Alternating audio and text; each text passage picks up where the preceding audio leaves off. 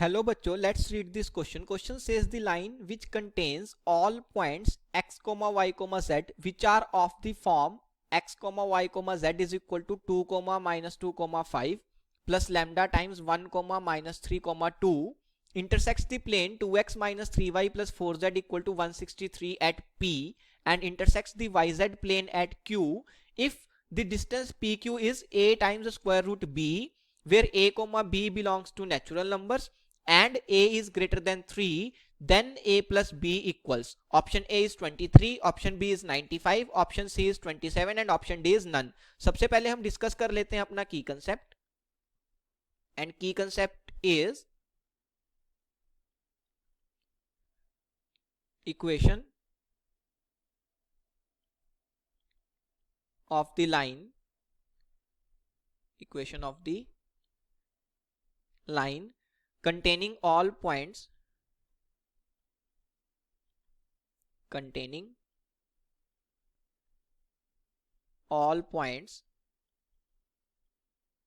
of the form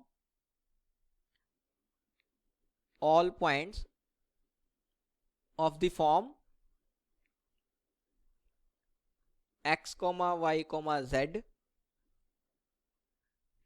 is equal to x1, y1, z1 plus lambda times a, b, c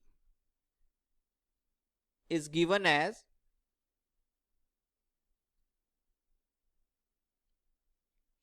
x minus x1 by a is equal to y minus y1 by b is equal to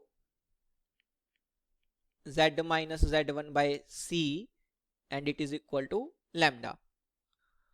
अब question में जिस straight line की बात कर रहा है उसकी equation में अपना की कंसेप्ट यूज करके लिख सकता हूं. हमें बोल रहा है line which contains all points of the form x, y, z is equal to 2, minus 2, 5 plus lambda times 1, minus 3, 2. So x1, y1, z1 की वैल्यू क्या है 2, minus 2, 5 and abc की वैल्यू क्या है 1, minus 3 and 2.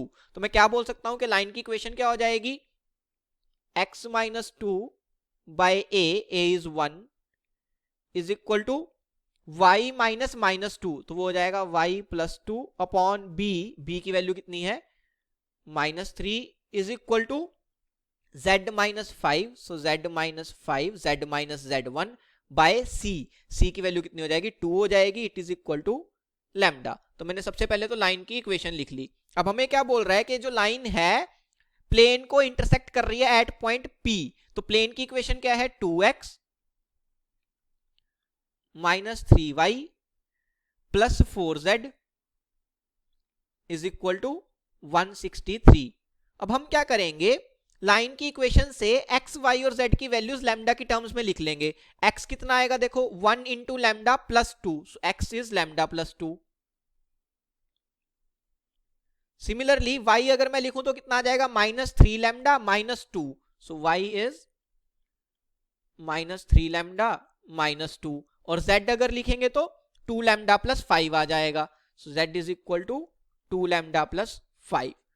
तो ये मेरे पास x, y और z की वैल्यूज आ गई. ये वैल्यूज मैं प्लेन की इक्वेशन में सब्स्टिट्यूट कर दूंगा. तो x इज लैम्डा प्लस 2, तो मेरे को चाहिए 2 times x, so 2 times lambda plus 2 minus 3 times y, तो वो कितना हो जाएगा minus 3 times minus 3 lambda minus 2 plus 4 times z, so 4 times 2 lambda plus 5. ये मेरे पास आ जाएगा. It is equal to 163. इसको सिंप्लीफाई करते हैं. देखो लैम्डा का कोफिशिएंट कितना आएगा, यहां से बनेगा 2 लैम्डा, यहां से बनेगा 9 लैम्डा और यहां से बनेगा 8 लैम्डा. सो 9 प्लस 2 प्लस 8 वो बन जाएगा 19 लैम्डा. कांस्टेंट टर्म देख लेते हैं. पहले बनेगी plus 4 then plus 6 then plus 20, so 4 plus 6 हो जाएगा 10, 10 plus 20 will be 30, so plus 30 is equal to 163. तो यहां से लैम्डा कितना बन जाएगा, lambda will be 163 minus 30 whole divided by 19. Now 163 minus 30 वो हो जाएगा 133, उसको 19 से डिवाइड कर देंगे तो 7 आ जाएगा। अब मेरे को लैम्डा की वैल्यू मिल गई तो मैं एक्स वाई जेड की वैल्यूज निकाल सकता हूं, तो मेरे को पी के कोऑर्डिनेट्स मिल जाएंगे। पी के कोऑर्डिनेट्स क्या होंगे, देखो एक्स कोऑर्डिनेट क्या होगा, लैम्डा प्लस 2, लैम्डा है 7 सो 7 प्लस 2 9 हो जाएगा, कॉमा y कोऑर्डिनेट निकालेंगे, लैम्डा को 7 डालेंगे सो 7 into minus 3 that will be minus 21 minus 2 वो हो जाएगा माइनस 23, कॉमा z कोऑर्डिनेट निकालेंगे, लैम्डा को 7 डालेंगे, 7 इंटू 2 14, 14 प्लस 5 विल बी 19, तो ये कितना आ गया 19 आ गया। तो p पॉइंट के कोऑर्डिनेट्स मिल गए। अब हमें बोल रहा है कि यही स्ट्रेट लाइन YZ प्लेन को Q पॉइंट पे इंटरसेक्ट करती है। अब हमें पता है कि YZ प्लेन पे x कोऑर्डिनेट 0 होना चाहिए और x कोऑर्डिनेट क्या है लैम्डा प्लस 2, तो मैं लैम्डा प्लस 2 को 0 कर दूंगा, लैम्डा प्लस 2 इक्वल टू 0, तो यहां से लैम्डा कितना आ जाएगा, यहां से लैम्डा माइनस 2 आ जाएगा। मींस अगर मैं लैम्डा को माइनस 2 पुट करता हूं तो मेरे को Q पॉइंट के कोऑर्डिनेट्स मिलेंगे। तो Q पॉइंट के कोऑर्डिनेट्स क्या हो जाएंगे, देखो x कोऑर्डिनेट तो 0 ही हो जाएगा बिकॉज पॉइंट जो है वो YZ प्लेन पे लाई कर रहा है। अगर y कोऑर्डिनेट निकालना है तो लैम्डा को कितना डालना होगा, माइनस 2, तो कितना होगा देखो minus 2 into minus 3 that will be 6, 6 minus 2 will be 4, and last is z coordinate, lambda को माइनस 2 डालेंगे तो कितना आ जाएगा minus 2 into 2 that will be minus 4 plus 5 वो आ जाएगा 1, तो z कोऑर्डिनेट 1 आ गया।